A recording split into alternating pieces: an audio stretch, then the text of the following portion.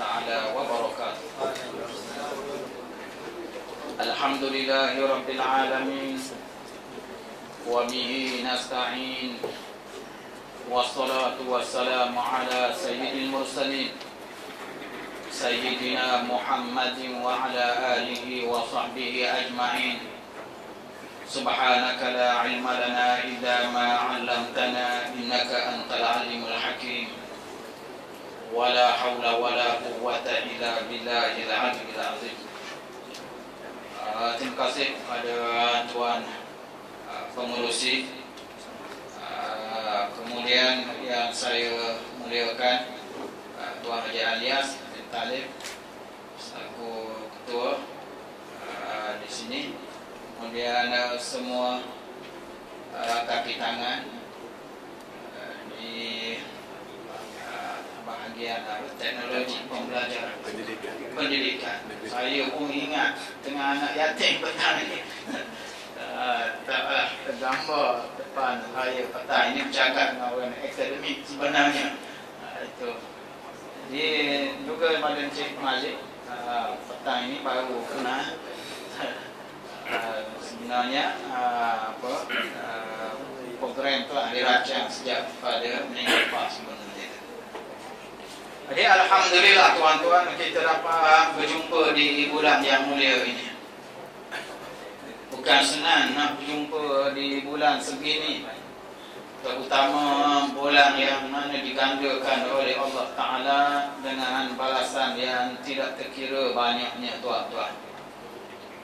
Lebih istimewa lagi pertemuan pada petang ini bersama dengan puasa. Jarang kita dapat berjumpa dengan audiens atau dengan pendengar kita dalam bulan puasa. Biasanya berjumpa makan, itu biasanya. Program-program lainnya kebanyakannya begitulah. Tapi hari ini kita gabungkan ilmu dan juga puasa, suatu gabungan yang menarik sebenarnya.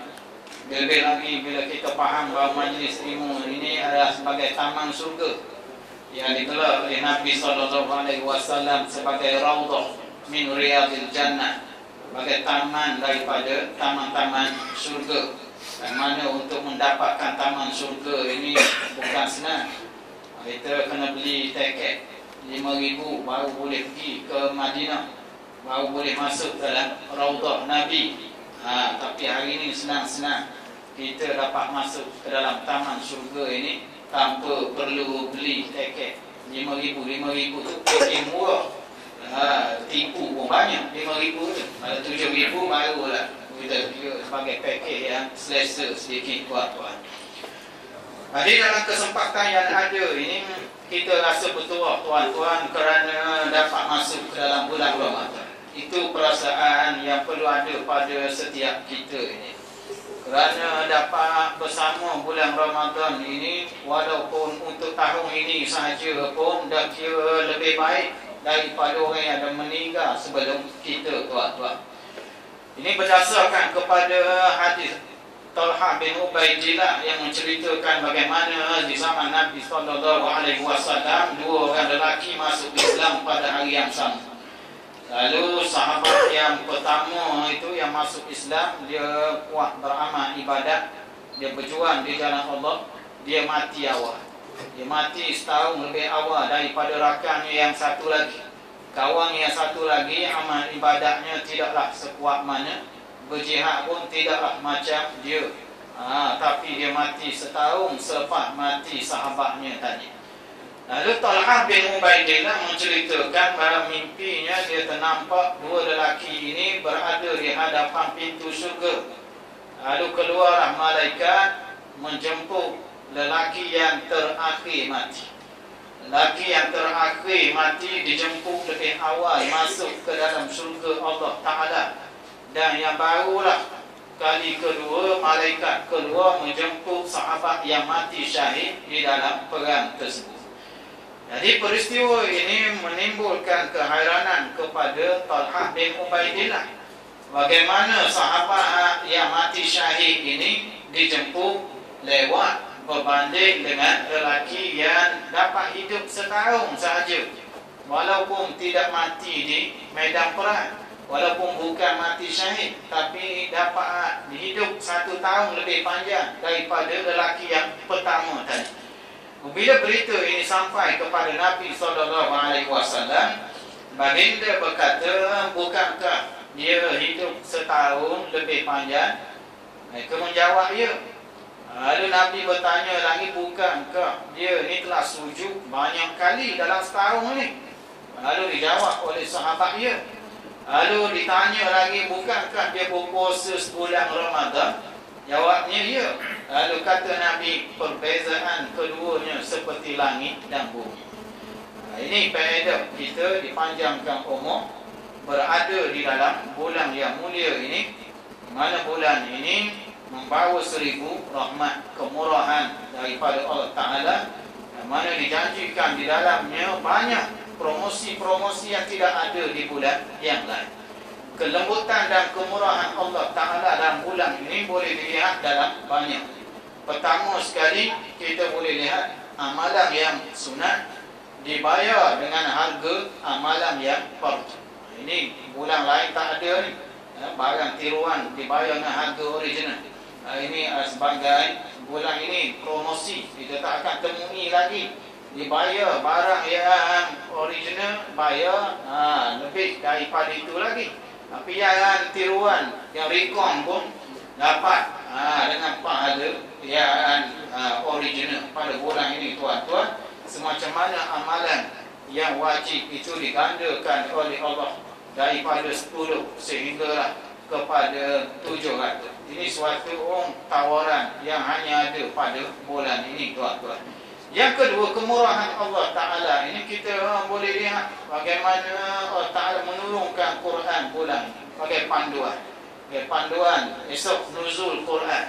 Sempena nuzul Quran esok, bercutilah kita dan wilayah persekutuan buat kali pertamanya tahun ini mengambil cuti nuzul Quran. Sebelumnya tak ada nuzul Quran untuk wilayah. Esok mereka mula bercuti, itu cuti nuzul Quran, termasuk antara cuti di wilayah persekutuan. Jadi Quran ini sebagai panduan kepada kita. Itu limpah rahmat Allah Ta'ala, tidak membiarkan kita terkapai-kapai.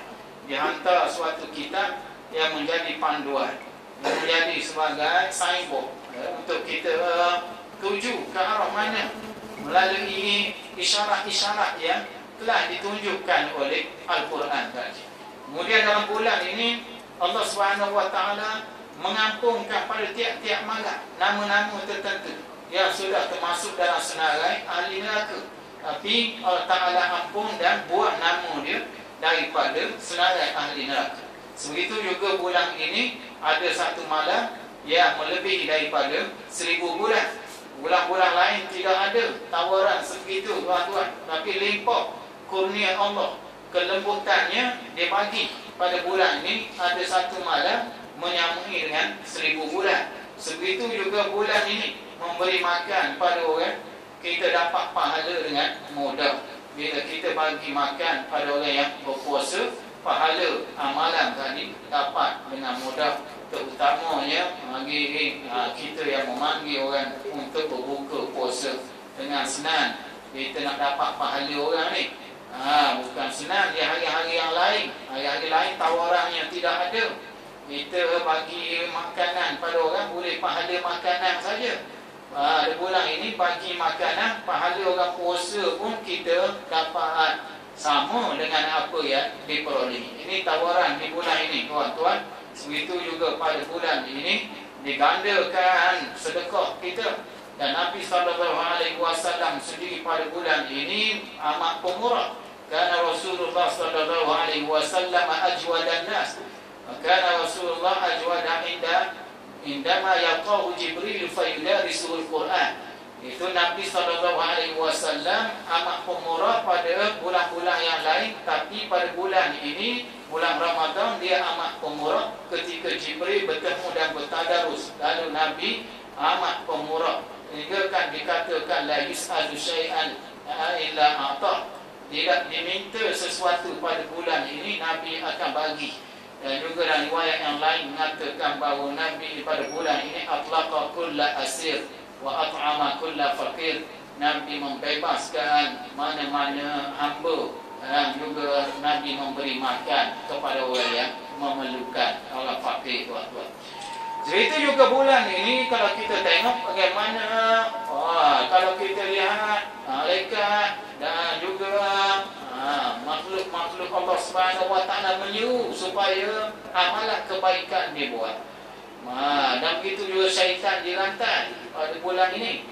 Ini yang kita dapat buat amalan lebih sikit bulan ini. Bila syaitan dirantai ini, bila pergerakan mereka tidak sehebat, tidak seaktif pada hari yang lain, kita dapat buat banyak amalan dengan mudah pada bulan ini, tuan-tuan. Itu juga mulut orang yang berpuasa ini adalah lebih sedap baunya daripada kasturi yang tidak ada pada bulan lain. Bulan lain, walau mulut kita busuk lah, dia tak ada bau kasturi apa. Hari bulan ini kita makruh membuang bau mulut tadi, terutama selepas gelincir matahari menurut pandangan mazhab kita ini sebagai limpah rahmat Allah Ta'ala juga kepada kita sempena bulan yang hebat ini, tuan-tuan. Jadi apa yang boleh kita amalkan di dalam bulan ini, antara yang paling mudah ni bagi kita yang bekerja ini, yang mana mungkin tak ada masa yang banyak untuk nak buat amalan, kita bolehlah bersedekah. Itu amalan yang baik sebenarnya. Kita ada duit, kita penjawat awal, kita ada gaji, kita boleh beramal melalui peluang ini. Mana mungkin orang lain kurang berkesempatan. Jadi bersedekahlah, tuan-tuan, dalam bulan ini, kerana amalan bersedekah ini amat tinggi pahala, terutama di bulan ini. Kenapa amalan bersedekah tinggi pahalanya? Pertama sekali kerana musim mahal sekarang. Musim mahal. Bila musim mahal, maka barang-barang, jualan, pembelian pun jadi turut mahal kerana dia ikut musim. Bila musim itu mahal, bernilai, maka amalan yang kita buat pun jadi mahal.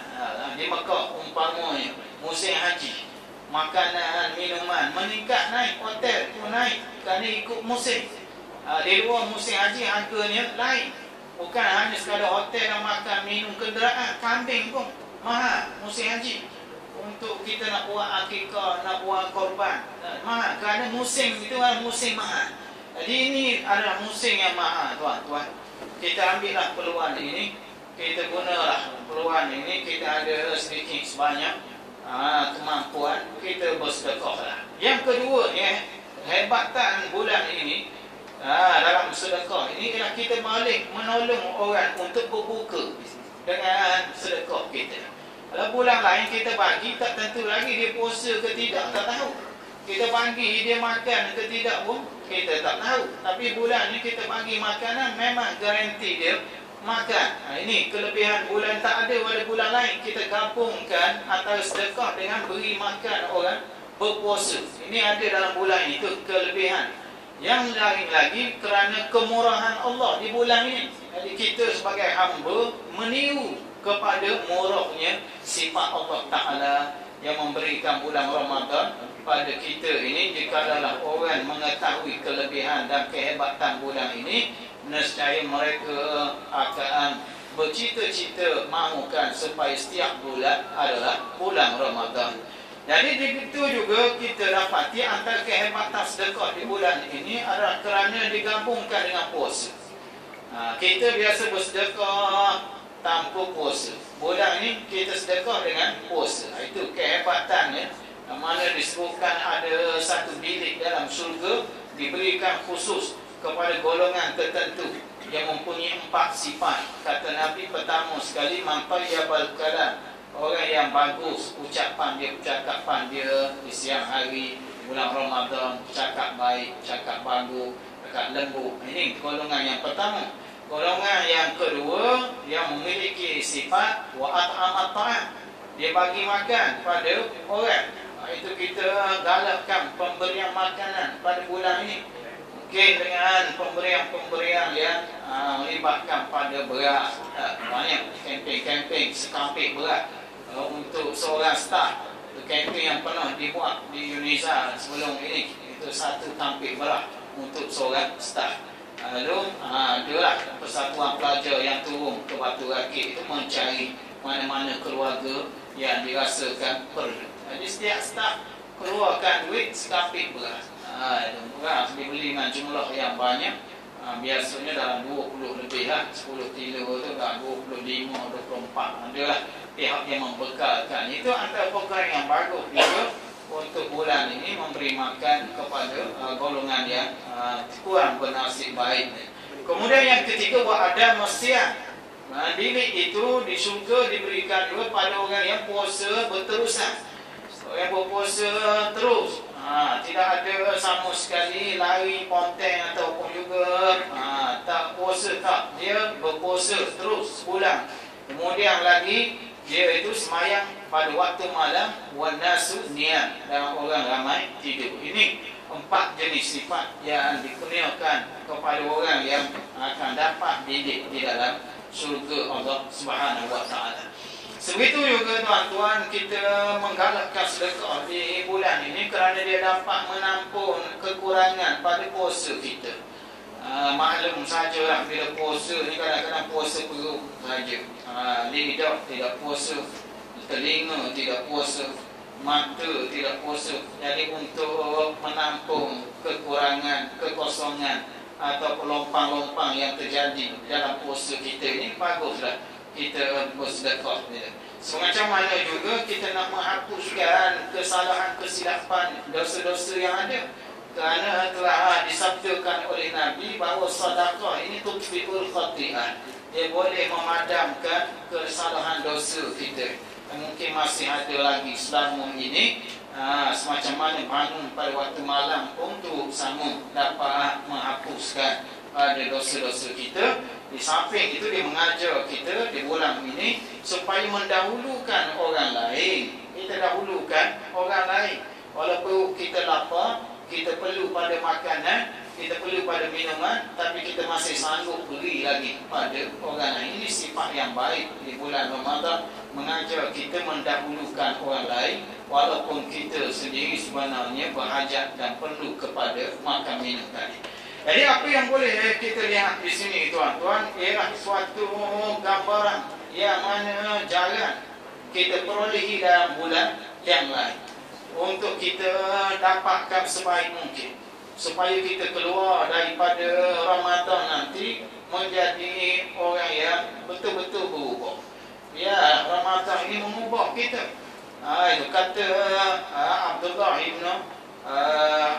ibn Ubaidah mengatakan bahawa iza sumta falyasum sam'uka wa basaruka wa lisanuka 'anil kadhibi wal ma'athim wa da'adal jar wa la takun yawma fitrika ka yawmi sawmika sawa. Bila kamu berpuasalah sekali telinga kamu dan juga mata kamu, lidah kamu daripada penipuan dan juga dosa-dosa. Jauhkan daripada menyakiti jiran. Jangan kamu jadikan hari berbuka dengan hari puasa sama, tak ada beza rasa. Ini menunjukkan bahawa kita kena berubah. Perubahan perlu bermula dengan bulan ini, yang mana dengan cara hidup kita berubah. Dulu makan 3 kali, kali ini makan 2 kali. Dulu tak pernah bangun malam, kali ini dah bangun malam. Dulu tak pernah berjemaah dengan anak-anak, tidak makan sekali, kali ini kita makan sekali. Kalau dulu Quran tidak menjadi bacaan tatapan kita, kali ini Quran menjadi salah satu daripada tatapan kita. Dulu sembahyang sunat tak pernah buat, kali ini tarawih kita boleh buat. Walaupun jumlahnya 20 rakaat, sunat setengahnya 8 rakaat. Kalau dulu mungkin kita tak boleh bangun qiyamul lail, mungkin tahun ni boleh. Ini suatu perubahan yang baik yang mengajak kita balik semula kepada fitrah manusia, iaitu datang ke dunia untuk mengabdikan diri pada Allah. Masa-masa untuk makan minum dipendekkan. Itu yang menyebabkan kita lebih dekat dengan Allah. Kalau kita benar-benar faham bagaimana rahsia puasa ini dibuat dalam bentuk yang kita faham ini untuk mendekatkan diri kita dengan Allah. Sebenarnya bukan untuk nak seksa kita. Bagi orang yang tidak bersedia, dia ingat bulan ni bulan seksa, bulan yang susah. Dia kata Ramadan ni macam tetamu yang berat datang ke rumah kita. Kita nak keluar tak boleh, dia ada dalam rumah. Kita nak tidur, dia terjaga. Kita nak buat makanan ala kadar, takut dia bercakap banyak. Ini menyebabkan kadang-kadang orang menganggap Ramadan sebagai tetamu yang memberatkan, dia rasa susah. Tapi bagi orang yang memahami tabiat tetamunya ini, dia faham bahawa tetamu yang datang ini bukan mari saja-saja. Dia bawa hadiah, dia bawa tawaran, dia bawa banyak present ataupun juga bawa hadiah-hadiah yang menarik sebenarnya. Kalau kita faham demikian, kita jaga dia, kita hormat dia, kita tak berasa rimat, kita ajak dia masuk dalam rumah kita. Kita taklah rasa lambat ni nak balik, bila nak tinggal rumah. Dulu sebelum puasa memanglah kita rasa senang hati, senang nak keluar rumah. Bila masa bila Ramadan ada ni, kadang-kadang rasa tersekat. Ini bahaya kalau ada sikap demikian ataupun rasa rimas bila mari bulan yang hebat ini, yang mana disebut oleh Nabi. Maka kata Nabi, celakalah orang yang mana dapat habis Ramadan tapi tidak diampunkan oleh Allah Ta'ala. Rugi besar kita kalau kita keluar dari bulan ini masih belum terampun oleh Allah Ta'ala. Itulah sebut sedikit ceramah petang ini. Kita nak dengar soalan itu sebenarnya seperti yang disebutkan tadi oleh Cik Malik. Tadi kita nak buka untuk soal jawab. Kalau ada apa-apa persoalan, boleh kita kongsi pada petang ini. Wallahualam. Bagaimanakah kita nak supaya semangat kita tidak luntur? Kita tak nak menjadi pasukan balik awal. Pasukan balik awal, mana pusingan 32 pun balik dah. Sepanyol tu. Bagaimana kita nak buat supaya diri kita sentiasa bersemangat, kukuh sampai ke final? Ini soalan yang baik sebenarnya. Jadi sebenarnya kudrat kita tidak sebanyak mana. Kemampuan dan juga tenaga kita ini tidak banyak. Terutamanya kita sebagai manusia ini memanglah kalau nak dilawan dengan makhluk-makhluk lain, mereka lebih kuat. Ada binatang-binatang lebih kuat dari kita. Gajah umpamanya lebih kuat dari kita. Betul, gajah Navy kata menang Jerman. Betul semua gajah betul. Jadi kita nak dibanding dengan kayu cengar, kuat dia. Kita ni nak dibandingkan dengan jin, memang kuat jin. Jauh jin dengan kita ni tak ada lagi. Kalau kita tengok cerita-cerita, memang jin yang membuat kerja-kerja yang hebat-hebat ni. Jadi bagaimana kita nak maintain? Keletihan ini terjadi kerana silap makan. Itu sebenarnya dia bukan silap tempat lain, silap makan. Sebab itu kita letih. Kerana kita berbuka dengan jumlah yang sama seperti macam hari tak puasa. Hari tak puasa kita makan pagi, tengah hari, petang. Sekarang ni yang tengah hari dengan yang petang kita hipung sekali letak pada waktu maghrib. Ini yang jadi letih. Kerana dua sarapan tengah hari dan petang itu kita alih ke waktu maghrib. Cuba kita ubah. Kita berbuka dalam jumlah yang sedikit. Ini yang susah ni. Susah itu lagi, susah nak lawang itu. Kerana bulan puasa orang berniaga, bulan lain tak berniaga. Orang Melayu kita ni kena Ramadan sepanjang tahun, barulah kuat semangat usahawan berniaga. Kalau habis Ramadan habis semangat dia. Kelemahan orang Melayu kita di situ lah. Bulan ni tak kira pandai masak, tak pandai masak pun orang berniaga bulan ni. Jenis-jenis makanan yang tak pernah kita jumpa pun ada. Macam rekaan kalau kita tengok di bulan ni. Tu air saja, berbelah-belah air.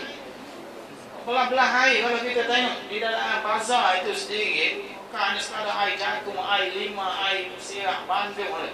Kemudian lagi kalau tengok air soya, air tebu, air berisi, banyak. Satu lagi tak ada. Satu lagi tak ada air kampung baru. Mandi banyak. Itu tak ada orang jual lagi setakat. Kalau ada nak jual, boleh mandi banyak, betul air batu. Jual, murah-murah. Nak sebut orang minum belaka bulan ni, tak kira ni. Kerana itu kelemahan kita lah, kerana cara makan salah. Dalam riwayat Nabi SAW, baginda berbuka dengan kurma dan juga air biasa. Air biasa, bukan air masak. Bukan air yang telah dibancuk, campur apa-apa, air putih biasa. Ini puasa Nabi. Dan ini sebenarnya puasa kita hari Isnin kami. Hari Isnin kami yang kita puasa begitu saja, iaitu dengan kurma dan air. Tapi bila masuk bulan ini kita jadi rambang mata, gelap mata. Akhirnya tertutup mata. Ini yang jadi masalah kita. Inilah tuan-tuan, itu cara pemakanan kita tidak sesuai sebenarnya di bulan ini. Terutama makanan yang berat pada waktu maghrib, seperti nasi. Nasi patut dielakkan. Maghrib ni bubur, kemudian yogurt, jenis yang mudah, perut kita tak kerja kuat.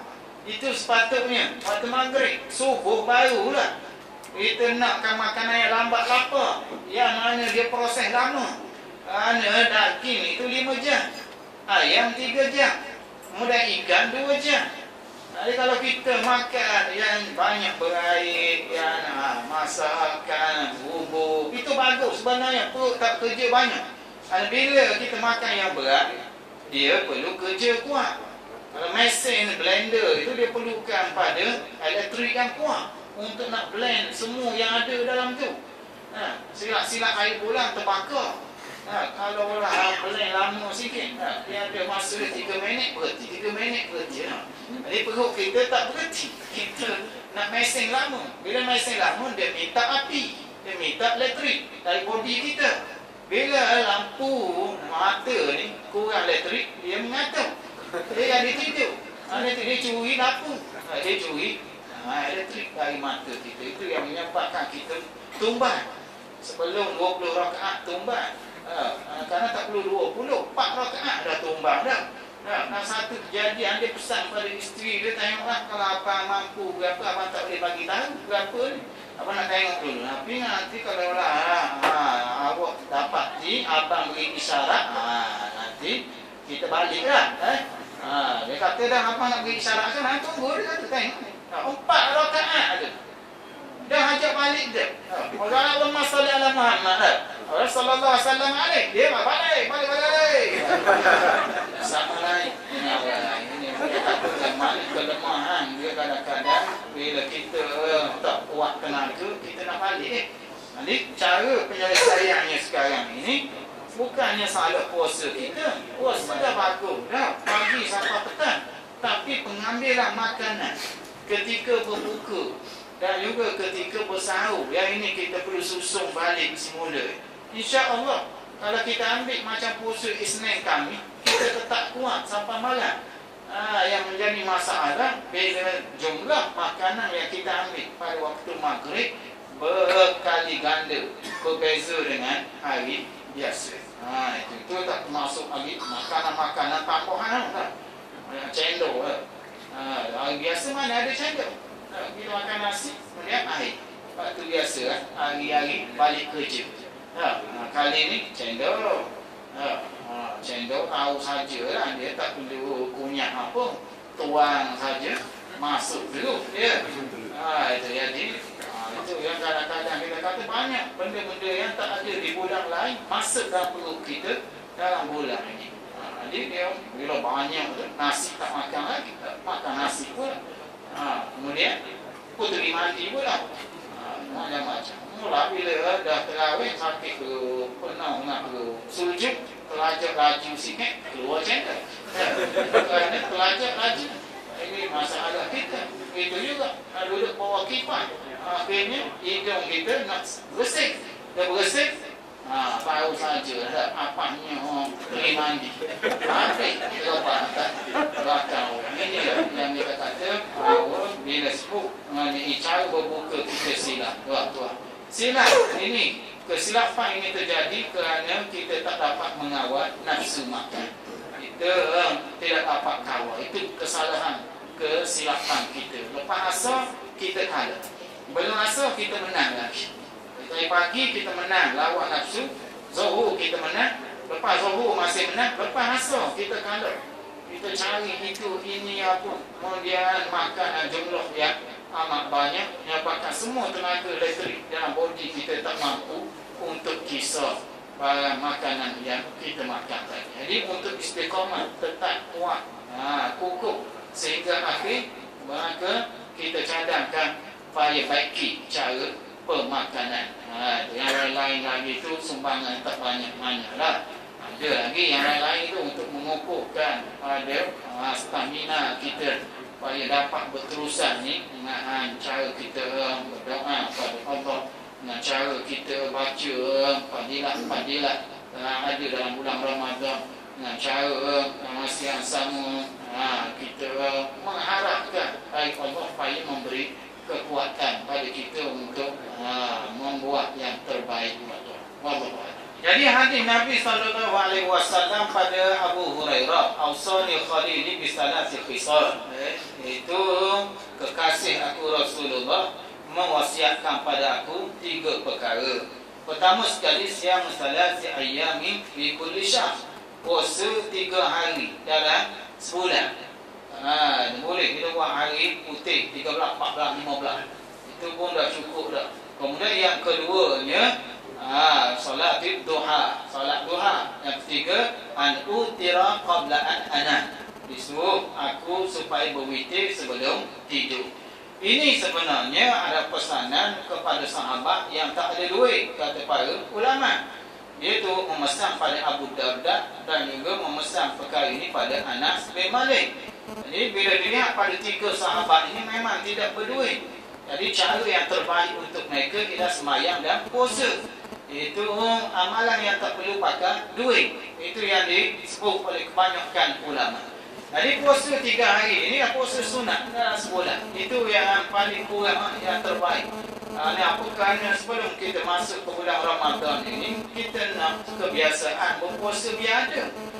Itu para sahabat melihat Nabi berpuasa bulan Syaban paling banyak. Tidak ada bulan lain yang sebanyak bulan Syaban. Kerana Syaban ini adalah permulaan untuk masuk ke dalam bulan Ramadan. Sahabat mereka ini dah puasa awal lagi. Daripada bulan Rejab lagi mereka dah berpuasa, tuan-tuan. Itu mereka tak menemui kesusahan untuk puasa Ramadan. Jadi kalau bolehnya kita tahun depan lah, kita boleh dah mula puasa sunat 3 hari dalam sebulan. Ini menguatkan lagi kita dengan Allah Ta'ala. Yang kedua, solat duha. Solat duha ni tinggi pahala. Kita yang boleh buat sekurang-kurang 2 rakaat pada waktu duha, selepas naik matahari segala, sehinggalah matahari tergelincir zuhur lah, azan zuhur.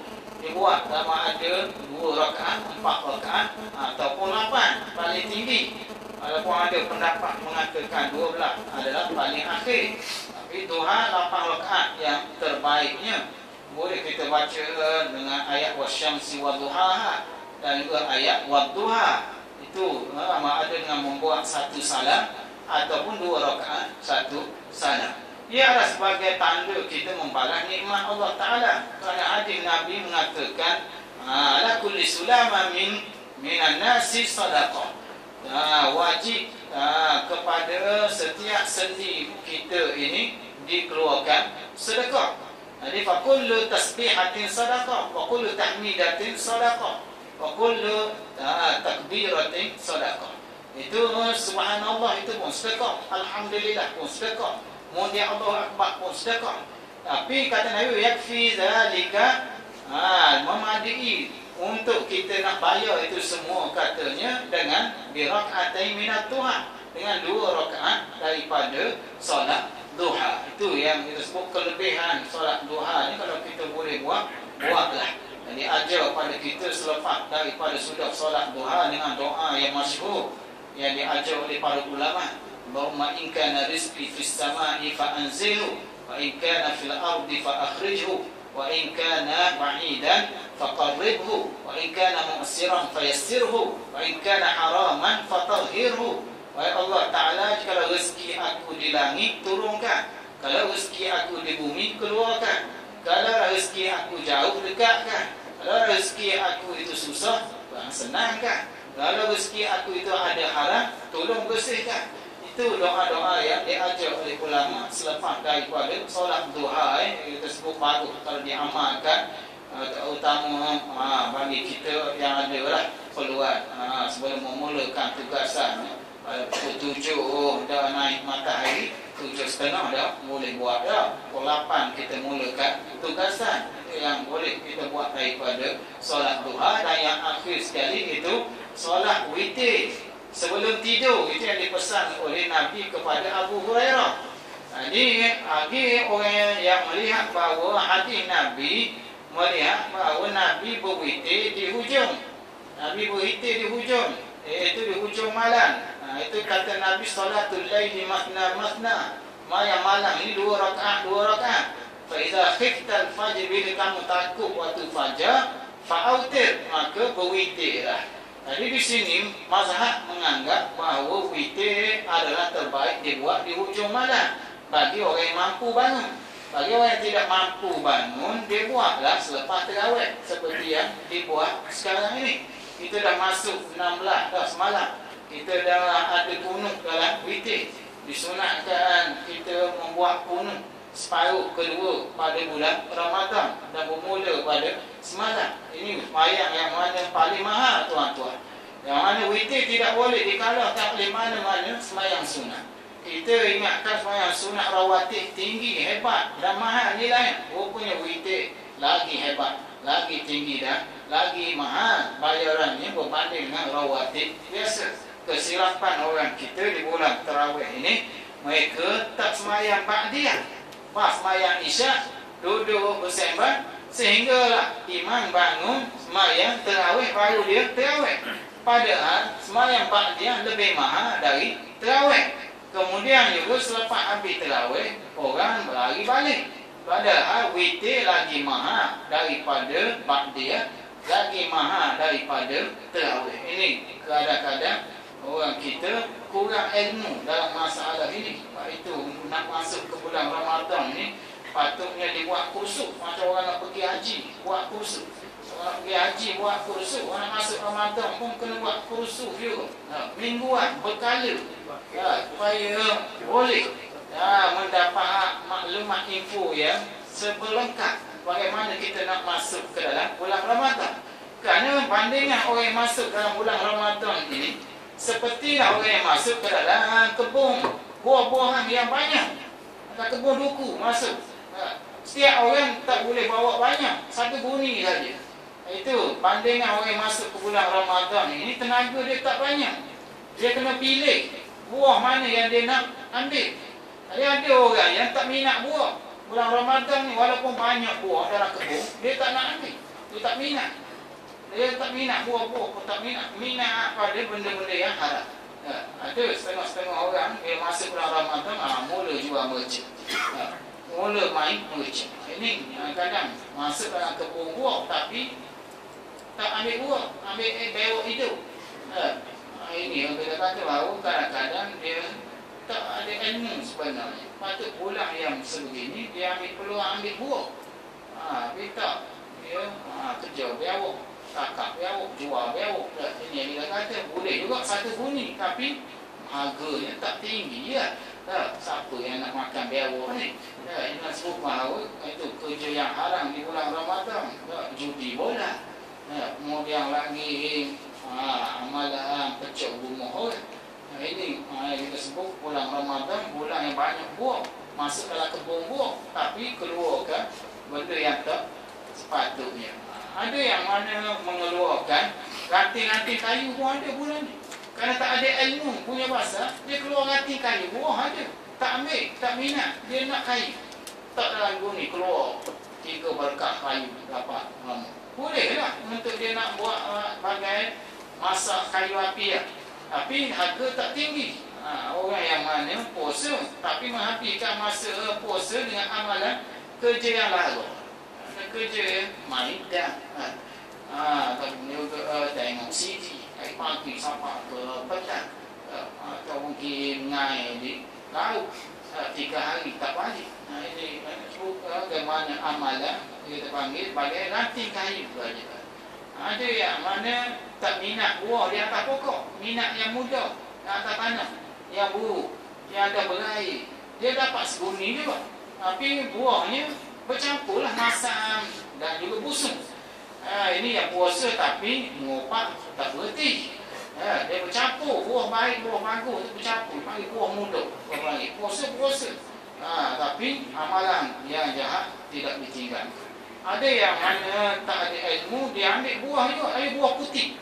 Dia naik, bersusah payah, berpeluk dia, kerengga pun banyak, naik tak badan dia. Tapi dia ambil buah yang putih. Dia tak tahu, dia tak belajar. Dia tahu cara nak kenal buah masak dengan buah putih, dia tak kenal. Jadi dia ambil saja di atas pokok apa yang sempat. Ini yang kita kata tadi, dia puasa. Tapi yang mahal-mahal dia tak ambil. Witir dia tak buat. Sunat ba'diyah dia tak buat. Dia sibuk terawih saja. Boleh mori dia tu yang paling penting tu. Ini yang kita sebut bagaimana kadang-kadang kita tersilap lalu mengambil buah putih. Padahal yang kita nak dalam bulan ini yang mahal. Bukan yang kita nak yang mahal, kutip yang mahal saja. Kita keluarkan seguni itu ikut keupayaan kita. Ada harga yang mahal adalah. Yang mahal di bulan ini kita sebutkan antaranya ialah baca Quran. Baca Quran itu sebagai bulan kehebatan. Bulan Ramadan hebat kerana Quran, bukan kerana puasa. Kita kena faham hebat bulan Ramadan bukan pada puasa. Puasa ini sudah ada daripada dulu sampai sekarang. Tapi Quran hanya umat ini saja yang ada Quran dan diturunkan khas pada bulan Ramadan. Sebab itu hebat Ramadan kerana adanya Quran di dalamnya. Tuan-tuan jangan lupa untuk baca, teliti dan juga faham. Itu yang kita nak daripada Quran ni. Bukan sekadar baca. Kalau baca tak ada apa tuan-tuan. Itu. Kalau kita baca saja tak faham apa, kerana itulah pahala baca saja. Mungkin tidak sehebat mana pahala tu. Kerana kita hanya baca dari awal sampai akhir. Maklum saja kalau anak kita pembaca berita macam mana. Sekadar baca saja, makna tak faham. Mungkin kita tak dapat faedah.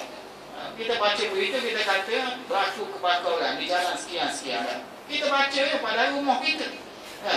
Mana kita tak faham.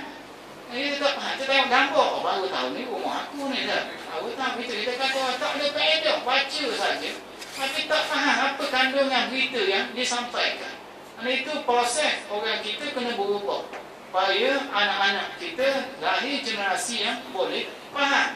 Sebab itu bila sahabat masuk Islam, mereka faham. Sayyidina Umar bukan dia baca surah Taha masuk Islam saja-saja. Asal boleh baca makhraj betul, tepat, bagus. Tak, dia faham apa ada dalam surah Taha itu. Ini yang kita nak generasi segini, iaitu yang bertukar daripada proses baca kepada faham apa yang ada dalam kitab Allah.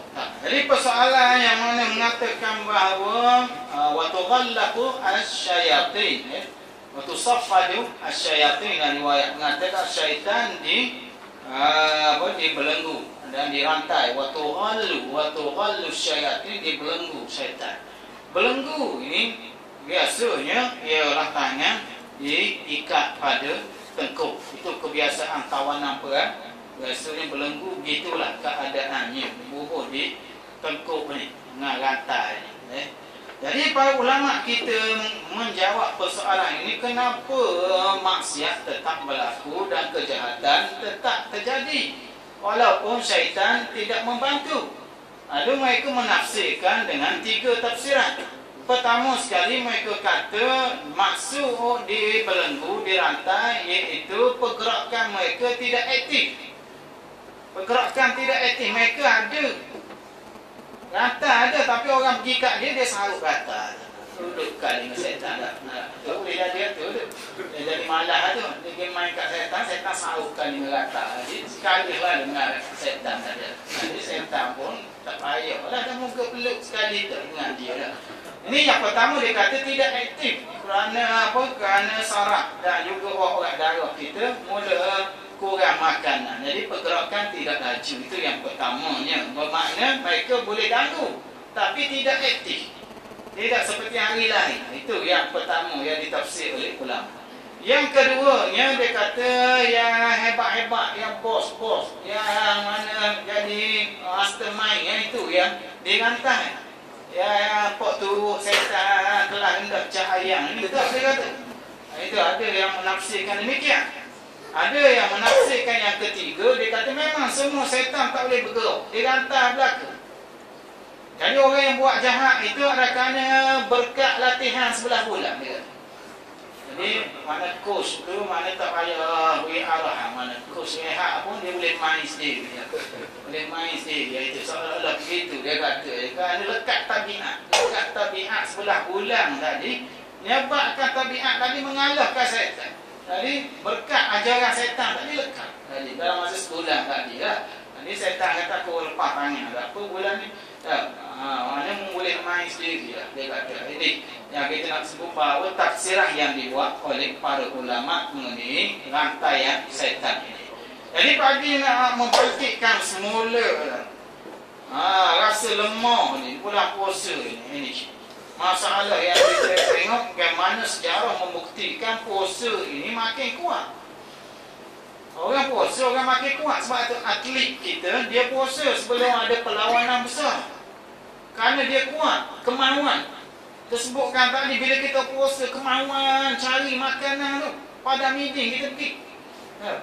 Hari biasa mana kita nak pergi kedai depan tu sudah lah. Bulan ni kita sanggup Syah Bandar kita pergi cari. Nak sebutkan semangat kuat bulan ni. Itu bagi orang yang puasa keinginan kemauan dia kuat.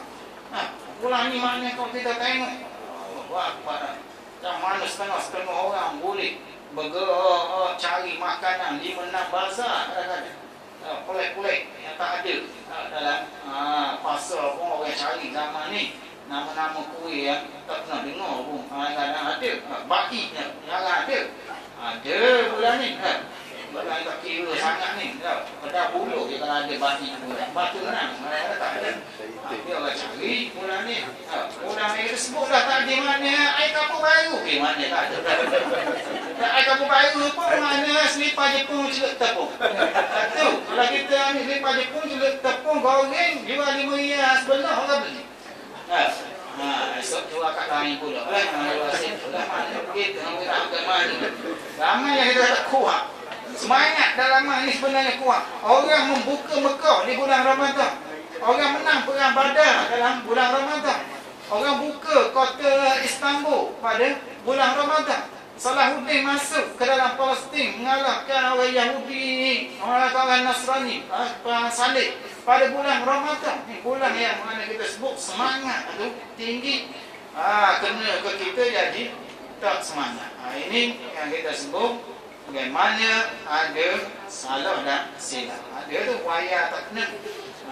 Ada lah mana wayar tak setuk tadi. Pertama sekali yang kita sebutkan itulah kerana pemakanan tu silap. Jadi menyebabkan tidur tak tentu hari.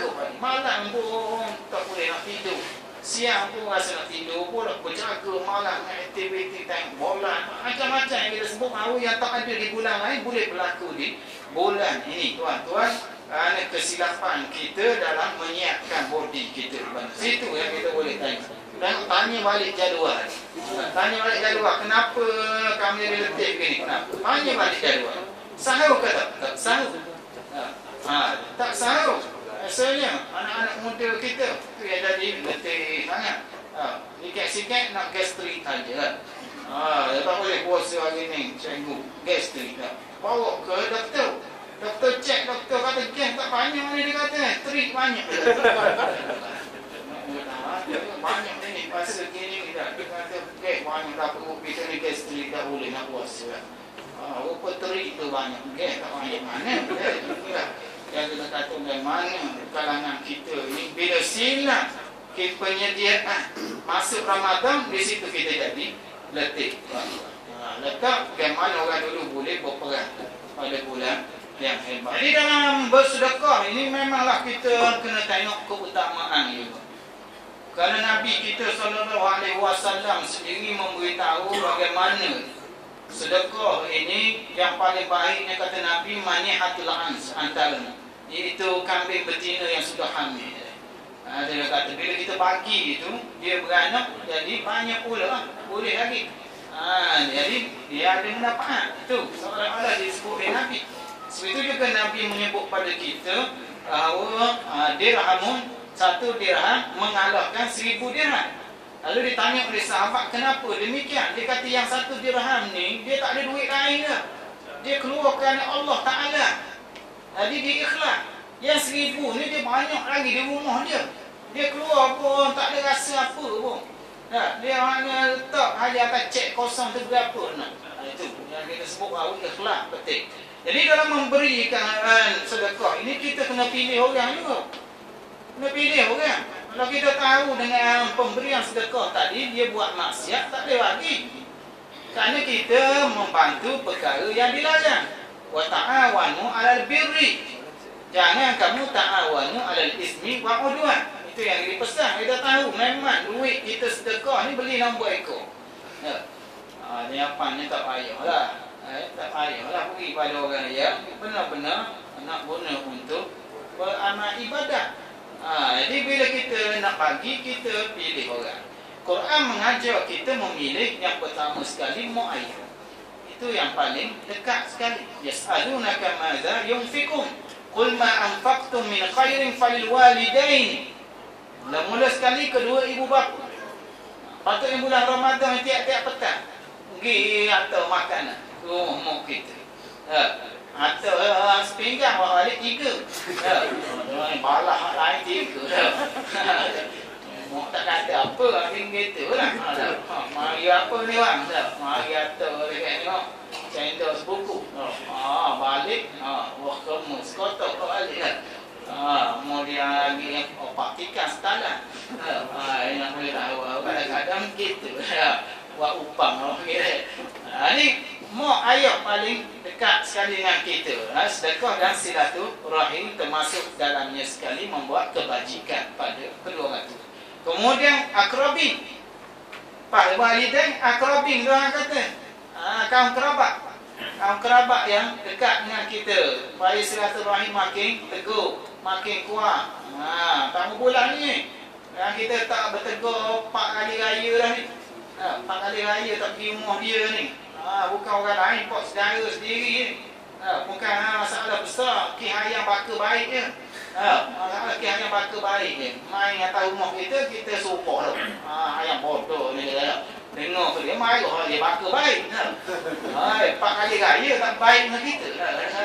Jadi kalau lah dah kuning patu dia bagi makanan pada bulan ni, dia tak kata apa. InsyaAllah dia tak kata apa bulan ni. Keadaan lapar perut ni kali itu Ramadan di awalnya rahmat. Rahmat, apa maksud rahmat? Rahmat ni rasa belah kasihan. Bila perut kita lapar, dia turunkan status kita daripada atas turun. Jadi sama rata dengan orang tak ada duit. Itu yang menyebabkan kita mudah terasa pada bulan ni. Orang minta sedekah, walau tak Islam pun pakai tudung, mari pada Myanmar, kita bagi bulan ni. Ini apa? Kerana rahmat banyak dalam diri dia berasa kasihan. Itu bulan ni orang minta sedekah boleh duduk di hotel 3 bintang bulan ni.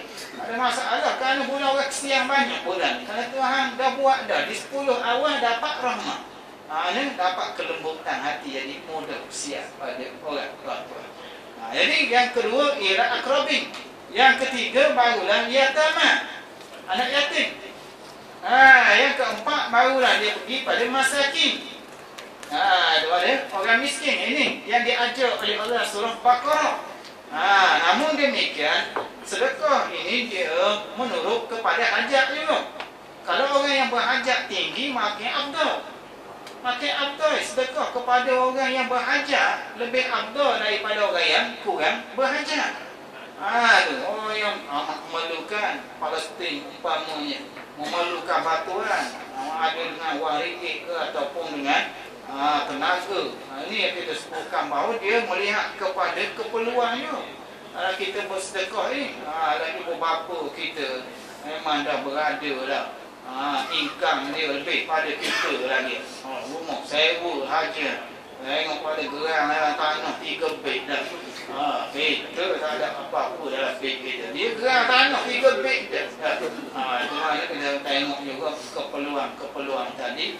Berilah pada pihak yang memerlukan. Tuan itu yang perlu dilihat. Memang sedekah dia perlu kepada kita fokus pada orang tertentu.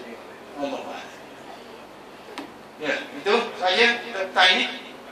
Ataupun wanita. Tak ada soalan wanita. Ada wanita, ada soalan. Ya. Dia nak soal juga balik rumah suami dia ke balik rumah dia raya ni kan. Dia yang terakhir dia akhir malam raya terakhir nak balik esok dah. Terakhir nak balik rumah suami ke balik rumah ayah dia. Terakhir menangis. Telefon pukul 3 pagi tanya ustaz. Tanya ustaz macam mana yang betulnya dalam Islam ni macam mana balik rumah suami saya ke balik rumah ayah saya. 3 tahun dah balik rumah dia tadi dah. Saya ni bila lagi dia kata. Apa terakhir kita tanya suami dia macam mana, saya nak rumah saya dia kok dekat dia kan. Isteri lah saya kalau nak tahun ni jadi apa-apa lah. Balik rumah ayah saya. Kadang-kadang persoalan kita kelahi malam raya. Ustaz tak nak jawab dia kata akhir kata balik beginilah. Ustaz balik rumah ayah ping sudah. Saya balik rumah ayahmu pun dah balik rumah ayah ping kosong dia kata. Anak hati juga. 2-3 pagi ingat kan telefon kena ketik dia ping ingat. Tanya nak balik rumah Sabtu dah. Ini kadang-kadang soalan untuk sendiri. Benda yang boleh kita bincang, boleh kita arrange susun tak ada salah. Kita wanita tak ada salah. Walaupun niat puasa 30 hari penuh tapi musuh 7 hari tak apa. Dulu masa awal Ramadan 29 hari bulan janji dengan Tuhan saja aku puasa bulan Ramadan tahun ni penuh. Tiba-tiba cuti dah. Dah penuh sekarang. Tak apa. Kerana dimasukkan dengan puasa penuh, puasa yang kita boleh puasa. Puasa yang kita boleh puasa. Puasa yang kita dilarang tak boleh kita tegur. Dosa kita tak haram. Kita tegur ada puasa nak puasa je. Itu tak apa niat tu. Niat sebulan tu tidak ganggu apa pun dalam hal tadi. Ada kita sajalah untuk petang ini. Selamat berpuasa. Untuk Allah Ta'ala menjadikan kita orang yang mendirikan Ramadan dengan penuh iman dan juga mengharapkan pahala dan menerima amalan kita. Saja wabillahi taufiq wal hidayah. Wassalamualaikum warahmatullahi wabarakatuh.